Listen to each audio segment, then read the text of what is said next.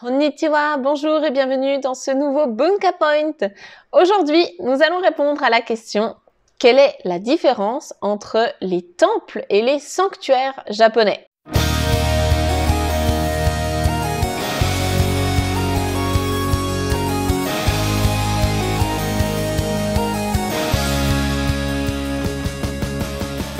Car oui, il y a bien une différence entre ces deux types de bâtiments. Il y a même des différences au niveau religieux, au niveau culturel, au niveau historique. Donc on va voir ça dans les grandes lignes afin que lors de votre prochain voyage au Japon, vous puissiez facilement identifier « Ah tiens, ça c'est un temple, ça c'est un sanctuaire », comprendre dans les grandes lignes vraiment ce qui les différencie et puis peut-être pourquoi pas épater vos amis, votre famille en donnant des informations « Ah oui, ça c'est ça ». Voilà, c'est assez cool quand même de pouvoir un petit peu mieux comprendre ce qu'on voit, ce qu'on visite quand on est au Japon.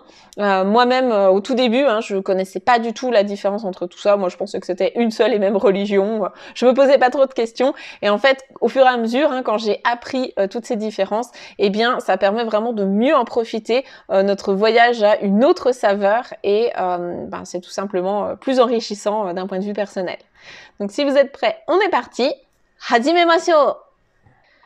Tout d'abord, comment est-ce qu'on appelle ces deux types d'établissements, ces deux types de bâtiments?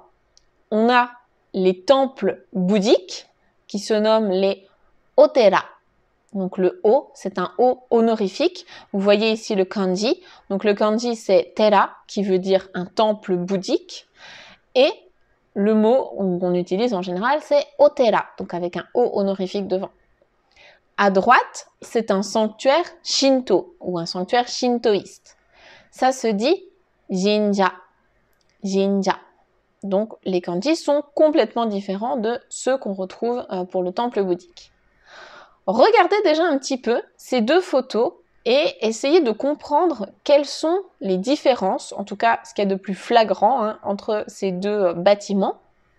Donc on va détailler tout ça par la suite, mais ce qui saute aux yeux en général, c'est que là on est sur un grand bâtiment assez austère, avec peu de couleurs vives mis à part ces drapeaux. Et on a ici donc un énorme pot à encens. Donc on peut se purifier ou en tout cas se mettre de la fumée d'encens. On voit souvent des Japonais faire ça. Ça porte plutôt bonheur, ça prévient des maladies. Enfin en tout cas c'est ce qu'on pense.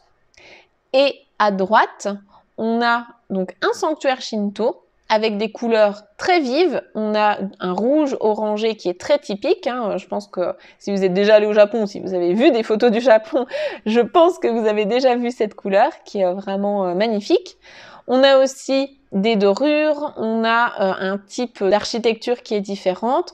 Ici, à gauche, on voit des petits stands pour tirer donc des présages. On a beaucoup de petits porte-bonheur, etc. Donc déjà, là, ça commence à se distinguer entre les deux. On voit quelques différences qu'on peut facilement identifier. Donc maintenant, on va aller plus loin.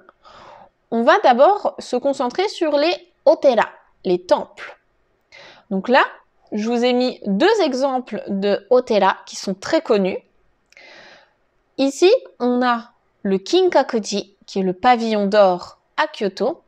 Et là, on a son petit frère, le Ginkakuji, le pavillon d'argent. Ce qu'on remarque, c'est que les noms des temples, donc des temples bouddhiques, ils se terminent par le kanji, donc celui-là qu'on a vu, qui est le kanji de Otera. Et ça va soit se prononcer Tera, soit sa deuxième lecture, c'est Ji. C'est sa lecture On. Donc, ici, on a deux exemples. Je vous ai dit le Kinkakuji et le Ginkakuji. Le Ji, ici, à chaque fois, c'est ce kanji qui désigne donc un temple bouddhique. En général, les otera, donc les temples, ils ont peu de couleurs vives. C'est ce qu'on a vu sur la photo juste avant. C'était très sobre, donc couleur bois, du blanc, du noir, comme ici le Ginkakuji. Mais dans l'histoire du Ginkakuji, en fait, il aurait dû être recouvert d'argent. C'est pour ça qu'il s'appelle pavillon d'argent. Mais au final, ils n'ont pas eu d'argent. Ils n'ont pas pu financer ça, donc il est resté sobre. Et la majorité des temples bouddhiques sont très sobres. Le pavillon d'or, c'est un petit peu différent parce que lui, il a été recouvert de feuilles d'or. C'est ce qui lui donne sa couleur magnifique.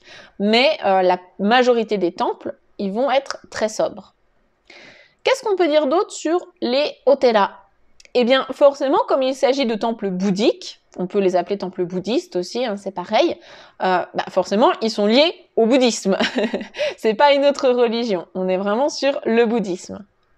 Après, le bouddhisme japonais, il y a beaucoup de branches différentes du bouddhisme japonais, mais on va pas trop rentrer dans les détails. Ce qu'il faut déjà retenir, c'est que o-tera égale bouddhisme. Donc, qui dit bouddhisme, eh bien, dit statue de Bouddha, c'est logique.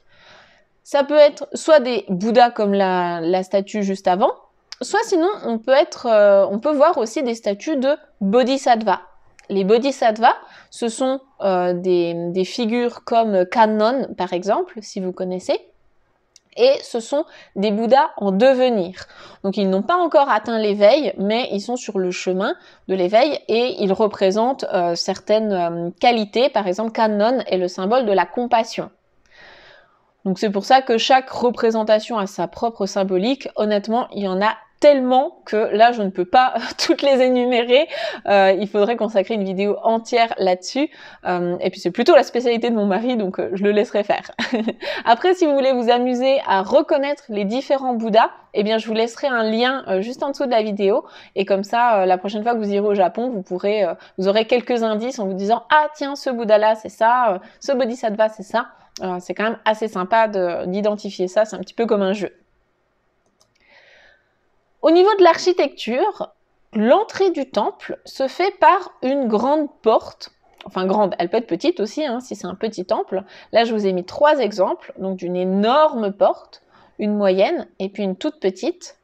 Donc ces portes-là, elles sont appelées mon, et on voit que c'est le kanji de la porte, ça ressemble à 2 petites portes de saloon. Et en général, on va retrouver le nom du temple qui est écrit dessus. Donc là, ce qu'on remarque, c'est que ici, on a le kanji du temple, donc le kanji de o-tera, qui se trouve à la fin.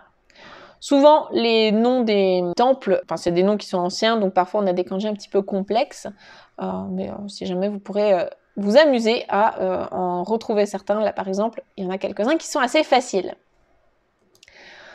Ensuite, à l'entrée des temples, eh bien, on va retrouver des statues de gardiens.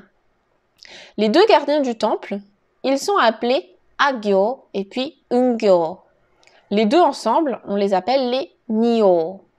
Donc Agyo, c'est son nom à lui et Ungyo, c'est son nom à lui. Ce sont 2 gardiens qui ont l'air un petit peu méchants comme ça, ils font peur, mais en vérité ils sont gentils, ils sont là pour empêcher les démons de pénétrer dans le temple. Donc on va souvent les retrouver, vous voyez, dans la porte. Parfois ils sont vraiment abrités sous la porte, donc ça dépend de la taille du temple, tous les temples n'ont pas de gardiens, mais vraiment pour les gros temples, on va retrouver ces gardiens-là dans la porte, donc pour empêcher les démons de rentrer à l'intérieur. Et puis, au niveau donc des extérieurs, souvent, les temples bouddhiques vont avoir des jardins. Donc il y a plusieurs types de jardins, parce que les moines bouddhistes, ils habitent souvent dans leur temple. La majorité du temps, c'est même d'ailleurs des temples familiaux qui se transmettent de père en fils, en général. Donc les moines, ils vont s'occuper de l'entretien du bâtiment, mais également du jardin. Et puis, à côté de ça, ils vont aussi faire leurs cérémonies quotidiennes.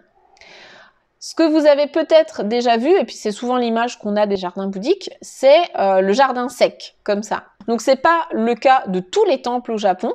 Il y a des temples qui ont des jardins, soit vraiment comme ça avec de la mousse, ou bien des arbres. Les jardins secs, ça veut dire que c'est un temple zen. Et le zen, c'est une branche du bouddhisme. Tous les temples japonais ne sont pas des temples zen. Le zen, d'ailleurs, c'est pas du tout la branche majoritaire au Japon. La branche majoritaire, c'est le bouddhisme de la terre pure, qui est peu connu en France.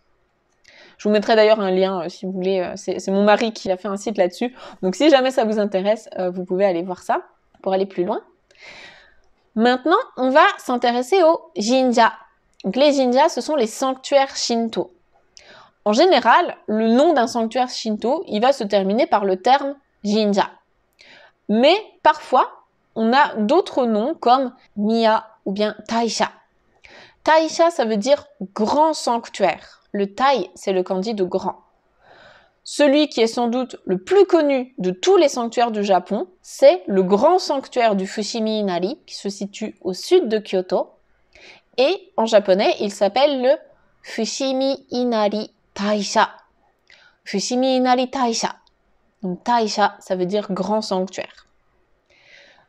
Bien souvent, les jinja, ils sont de couleur rouge orangé, ce rouge très caractéristique japonais. Donc bien souvent, ils vont être de cette couleur-là, mais parfois, vous voyez comme ici à droite, on a des sanctuaires qui sont plus sobres. Donc on peut se dire d'un premier abord que c'est un temple bouddhique, mais non, c'est bien un jinja. Et on va regarder comment reconnaître ça. Donc tout d'abord, au niveau de la religion, eh bien ici on n'est pas du tout sur le bouddhisme, on est sur le shintoïsme. Donc le shintoïsme, c'est une religion qui est propre au Japon, qui de base n'a aucun rapport avec le bouddhisme. Le bouddhisme, ça vient d'Inde. Le shintoïsme, c'est 100% japonais. Ensuite, au Moyen-Âge, les deux ont un petit peu fusionné, puis après ça s'est reséparé, mais là on rentre dans des détails. Donc le shintoïsme, c'est une religion basée plutôt sur la nature, le culte de la nature. Et donc, chaque sanctuaire vénère un ou plusieurs kami. Donc les kami, kami-sama, ce sont les dieux qui sont issus de cette religion shintoïste. Le sanctuaire, il peut être considéré comme la maison du dieu.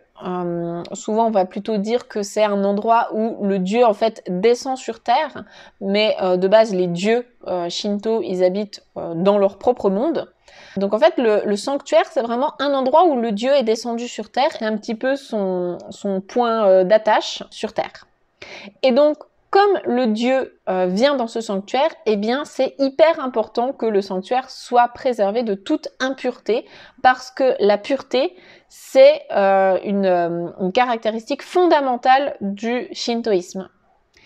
Et les cultes donnés dans ces sanctuaires shinto, ça va être soit des prêtres shinto, ce sont des prêtres shinto qui s'occupent de ça, et ces prêtres sont assistés par ce qu'on appelle des miko. Ce sont des jeunes femmes qui sont au service d'un sanctuaire. Si vous avez vu le film Kimi no Na wa Your Name, eh bien, vous avez déjà un petit peu connaissance de ça, puisque la personnage principale féminine, eh bien, elle est Miko dans le sanctuaire. Donc voilà, ça n'a rien à voir donc avec des prêtres bouddhistes, c'est complètement différent, puisque c'est une autre religion. Ensuite, eh bien forcément, il n'y a pas de Bouddha dans ces sanctuaires shinto. Dans les sanctuaires shinto, en fait, on ne représente pas les kami. Les kami-sama ne sont pas spécialement représentés, il n'y a pas de figure de ça. Donc, ce qu'on va retrouver, ça va être plutôt soit des statues d'animaux, soit il y a également les statues des 7 dieux de la chance. Mais les 7 dieux de la chance ou du bonheur, vous pouvez les appeler comme vous voulez, on va les retrouver autant dans les sanctuaires shinto que dans les temples bouddhistes. Donc là, c'est un petit peu particulier. En tout cas, de base, il n'y a pas de représentation physique des dieux shintoïstes. Donc là, je vous donne un exemple avec le Fushimi Inari, dont on a parlé juste avant. Ce sanctuaire-là, il est dédié à la déesse des céréales et du commerce, qui s'appelle Inari. C'est pour ça que c'est le Fushimi Inari. Et on y voit énormément de statues de renards, parce que les renards, ils sont considérés comme étant ces messagers. C'est pourquoi on en voit partout. Mais il n'y a pas de représentation de la déesse en elle-même, même si on peut parfois dire que la déesse peut prendre la forme d'un renard, mais en tout cas, là, les renards, c'est plutôt ces messagers. Au niveau de l'entrée des sanctuaires, eh bien, on va retrouver ce qu'on appelle des torii. Donc, torii, ça veut dire littéralement un endroit où il y a des oiseaux, donc on traduit ça parfois par perchoir à oiseaux. Et ce sont ces grandes portes que vous avez forcément vues, soit en vrai, soit en photo, c'est obligé, vous n'êtes pas passé à côté de ça. Donc ce sont des portails qui sont érigés à l'entrée des sanctuaires shinto, ou bien de tout lieu qui est considéré comme étant sacré, donc un lieu dans lequel on pense qu'il y a un kami. Et le but de ce portail, c'est de marquer la séparation entre l'enceinte qui est sacrée, donc l'enceinte du sanctuaire, là où il y a les dieux, et de l'autre côté, le monde des humains. Donc c'est vraiment un monde profane, qui n'est pas sacré. Et c'est pourquoi vous pouvez voir de nombreux Japonais qui vont s'incliner avant de passer sous un torii, parce que ça représente vraiment cette barrière entre là je suis dans le monde des humains et de l'autre côté je suis dans le monde des dieux, ou en tout cas dans un espace qui est sacré. Donc c'est pas étonnant de voir des torii soit à l'entrée d'un sanctuaire, comme ici sur cette photo, soit sinon même parfois devant des lacs, ou bien des îles, ou bien des montagnes, ou des grottes, où on peut vraiment voir un peu partout, parce que d'un côté c'est le monde profane, et de l'autre côté c'est le monde sacré. Donc si on considère par exemple l'île de Miyajima, au sud du Japon, l'île entière est considérée comme étant sacrée. Donc on a cet énorme torii, c'est pas celui-là, hein, ça c'en est un autre, mais vous l'avez forcément déjà vu, qui a les pieds dans l'eau, et du coup ça montre que une fois qu'on passe le torii, une fois qu'on est derrière l'enceinte, l'île entière est sacrée. Au niveau des gardiens, on n'a pas les deux représentations humanoïdes comme tout à l'heure pour les temples bouddhiques. Là, cette fois, on est sur des formes animales. Et les gardiens des sanctuaires Shinto, ils sont appelés les Koma-inu. Koma-inu. Inu, ça veut dire chien. Et Koma-inu, c'est cette espèce de chien-lion, ça ressemble un peu à des lions, que vous avez probablement déjà vu, même devant des restaurants chinois. Il y en a beaucoup, même en France. Et en fait, ce sont les adaptations Shinto des gardiens bouddhistes qu'on a vus juste avant, donc les Nio. Il y en a un des deux qui ouvre le bec, qui ouvre la bouche, et l'autre qui ferme la bouche. C'est exactement comme les gardiens bouddhistes de tout à l'heure. Et en fait, ça représente les sons A et U qui viennent du bouddhisme de base, et ce sont des sons sacrés. Le A, et c'est assez rigolo parce que en fait, c'est devenu, comme dans les hiragana et les katakana, la première syllabe en hiragana et en katakana en japonais, en fait, hein, c'est le A, et la dernière syllabe, c'est le N. Et ça, c'est pas par hasard, ça vient du bouddhisme. Donc, le A, il est situé à droite, il a la gueule ouverte, il représente le mâle, donc le mâle dans le sens le garçon, hein, l'homme, qui éloigne les mauvais esprits, tandis que la femelle, elle est située à gauche, c'est le son N, elle ferme la bouche, et elle protège l'intérieur du sanctuaire. C'est logique de les retrouver droite et gauche, car n'oubliez pas que de base, le japonais, ça se lisait donc de droite à gauche, quand on écrit comme ça à la verticale, hein, comme pour les textes bouddhiques, les anciens textes bouddhiques, les sutras, tout ça. Donc le A, on commence par la droite, et on termine avec le N à gauche. Voilà pour la petite info. Donc vous pourrez vous amuser à repérer tout ça, c'est assez sympa. Ensuite, les autres caractéristiques des jinja, ce qui fait que vous pouvez reconnaître instantanément si c'est un jinja, c'est déjà, on a cette corde ici qui s'appelle la shimenawa. Donc c'est une corde qui permet en fait au mauvais esprit qui serait quand même rentré dedans de buter un petit peu contre cette corde sacrée, et du coup ça protège vraiment l'endroit où il y a le kami, le dieu, à l'intérieur de ce bâtiment. Et ensuite, au niveau des coutumes, ce qu'on doit faire avant de rentrer dans un sanctuaire, on doit se purifier. Ce que je vous disais tout à l'heure, c'est que la notion de purification, être pur, c'est essentiel dans le shintoïsme. Donc, quand vous rentrez dans un sanctuaire shinto, la première chose à faire, c'est de vous purifier les mains et la bouche. Donc il y a toute une technique hein, pour faire ça. Je vous laisserai peut-être des liens sous la vidéo si vous voulez regarder un petit peu comment faire. Parfois il y a même des panneaux hein, qui expliquent directement comment faire, parce que ce soit les étrangers ou même parfois les jeunes japonais, tout le monde ne sait pas forcément comment faire. Il y a également une manière bien précise si vous voulez prier les dieux. Il va falloir sonner la cloche, il faut taper dans vos mains, il faut faire des courbettes, etc. Donc tout ça dans un ordre bien précis. Et là c'est pareil, parfois on vous explique, il y a des petits panneaux hein, dans certains sanctuaires pour vous expliquer comment faire. Ce que vous allez retrouver dans des jinja, ce sont notamment les omikuji. Ce sont des prédictions qui sont écrites sur des bandes de papier, donc c'est ce qu'il y a en bas là. Et en fait vous allez les tirer au sort soit avec un prêtre, soit avec une miko, soit même parfois de manière automatique. Hein, vous pouvez mettre de l'argent et tirer donc votre prédiction. Soit vous avez beaucoup de chance, et auquel cas, tant mieux, c'est un bon présage. Soit si la prédiction n'est pas bonne, donc si on vous prédit que vous allez être malade, vous allez perdre votre emploi, voilà, que des mauvaises choses, eh bien vous allez accrocher cette prédiction dans le sanctuaire. Il y a un endroit réservé pour ça, et en la laissant là, en l'accrochant ici, vous pouvez conjurer le mauvais sort, parce que si vous l'emmenez avec vous, et du coup vous repartez avec votre poisse, donc c'est pas top. Par contre, si vous avez beaucoup de chance, et bien là vous l'emmenez avec vous et ça va vous porter bonheur. En plus de ça, dans les jinjas, on va retrouver ce qu'on appelle des ema. Donc ce sont des plaquettes en bois que vous pouvez acheter, et dessus vous allez écrire vos vœux. Vous pouvez écrire ce que vous voulez, hein. Vous pouvez même écrire en français, il n'y a aucun problème. Dans tous les cas, les dieux vont recevoir votre message. Donc une fois que vous avez écrit votre vœu, eh bien vous l'accrochez dans le sanctuaire, à un endroit réservé pour ça, et à ce compte-là, les dieux du sanctuaire vont pouvoir les lire et vous aider à les réaliser. Voilà, donc c'est aussi assez sympa, je trouve, quand on est dans des sanctuaires, de prendre le temps de regarder, alors c'est pas de la curiosité mal placée, hein, mais c'est vraiment très touchant, je trouve, de lire les messages un petit peu des autres gens. Parfois il y a des messages même en français ou en anglais ou dans des langues que vous pouvez facilement comprendre. Je trouve ça toujours très beau de voir toutes les personnes qui sont passées par là avant vous. Et moi j'aime bien, en tout cas j'aime bien prendre ce temps-là. C'est totalement respectueux, c'est pas du tout de la curiosité mal placée.